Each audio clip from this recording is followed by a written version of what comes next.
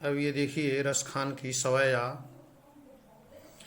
मानुष हो तो वही रस खानी, बसो ब्रज गोकुल गाम के ग्वारन। अजो पशु हो तो कहाँ बस मेरो, चरानित नंद के धेनु मझारन। पाहन हो तो वही गिरि को, जो धरव कर छत्र पुरंदर धारन। अजो खग हो तो बसेरव करव, मिली कालिंदी कुल कुल कदम्ब की डारन। देखिए ये रसखान का जो सवैया है, सबसे पहले हम इसमें देखेंगे इसका शब्दार्थ। मानुष, मानुष का अर्थ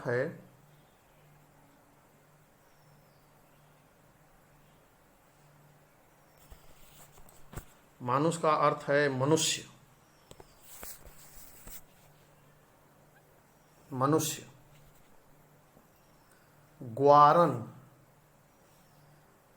ग्वारन माने ग्वाले। पशु, पशु माने पशु। खग,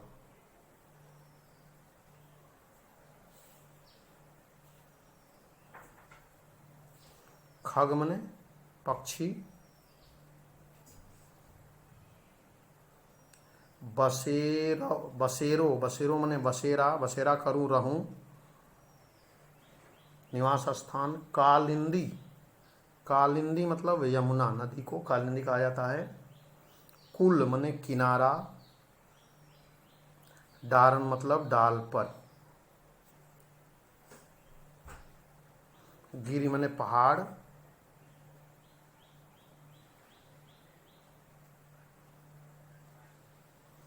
पाहन माने पत्थर। तो देखिए सबसे पहले हम इसका संदर्भ देखते हैं। देखिए संदर्भ कॉपी पे आप लिख लीजिए कि प्रस्तुत पद्यांश हमारी पाठ्य पुस्तक काव्य खंड के, लिखिए प्रस्तुत पद्यांश हमारी पाठ्य पुस्तक काव्य खंड के सवैया शीर्षक से उद्धृत है। यह कवि रसखान द्वारा रचित सुजान रसखान से लिया गया है। अब प्रसंग देखिए। प्रस्तुत सवैया में कवि रसखान ने श्री कृष्ण और उनसे जुड़ी वस्तुओं के प्रति लगाव प्रकट किया है। वह अगले जन्म में भी श्री कृष्ण का सानिध्य पाना चाहते हैं। वह श्री कृष्ण की निकटता प्राप्त करने की तीव्र कामना प्रकट करते हैं। व्याख्या देखिए।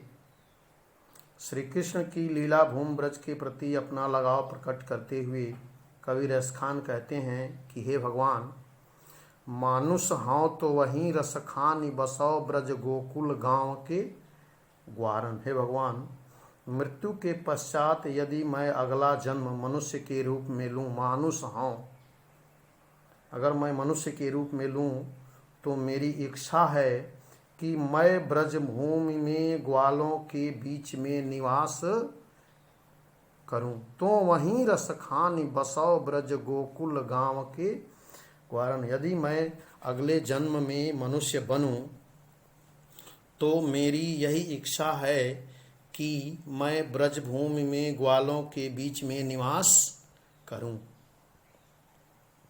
यदि मैं पशु योनि में जन्म लूं, जौ पशु हूँ तो कहाँ बस मेरो, चरौ नित नंद की धेनु मझारत। यदि मैं पशु योनि में जन्म लूं जिसमें मेरा कोई वश नहीं है, कहाँ बस मेरो, मेरा कोई वश नहीं है, फिर भी मैं नंद बाबा की गायों के बीच में चरना चाहता हूँ। चरो नित नंद, चरो नित, देखिए, चरो नित नंद की धेनु मझारन, मैं हमेशा नंद बाबा की गायों के बीच में चरूं। यदि मैं पाहन हूँ तो वही गिरी को, और यदि मैं पत्थर बनूं तो किस पहाड़ का? उसी पहाड़ का जो धार्यो कर छत्र पुरंदर धारण। यदि मैं पत्थर बनूं तो उसी गोवर्धन पर्वत का पत्थर बनना चाहता हूँ, जिसे हे प्रभु कृष्ण आपने इंद्र का घमंड चूर करने के लिए और जलमग्न होने से गोकुल ग्राम की रक्षा करने के लिए अपनी उंगली पर छाते के समान उठा लिया था, या छाते के समान धारण किया था। जो खग, देखिए, जो खग हाँ तो बसेर कराऊं। यदि मैं पक्षी बनूं तो कहाँ बसेरा हो मेरा? मिल कालिंदी कूल कदम्ब की डारन, तो उसी कदम्ब वृक्ष की शाखाओं पर मेरा बसेरा हो जो यमुना नदी के किनारे हैं, जिसके नीचे श्री कृष्ण रास रचाया करते थे।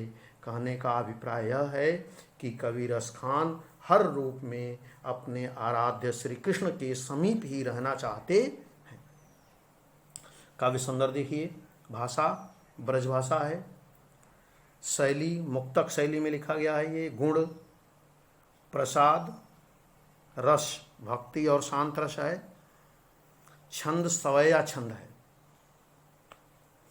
अलंकार देखिए, अनुप्रास अलंकार का उदाहरण बसौ ब्रज, बसौ ब्रज गोकुल गांव, नित नंद, नित नंद, और कालिंदी कूल कदम्ब में क्रमशः ब, ग, न और क वर्ण की आवृत्ति होने से यहाँ अनुप्रास अलंकार है। तो इस तरह से आप जो है एक एक यह जो छंद है, सवैया छंद, इसको आप जो है कॉपी पे क्रम से लिखते चलिए, ठीक है। और उसको बीच बीच में बार बार आप जो है पढ़ते भी रहिए।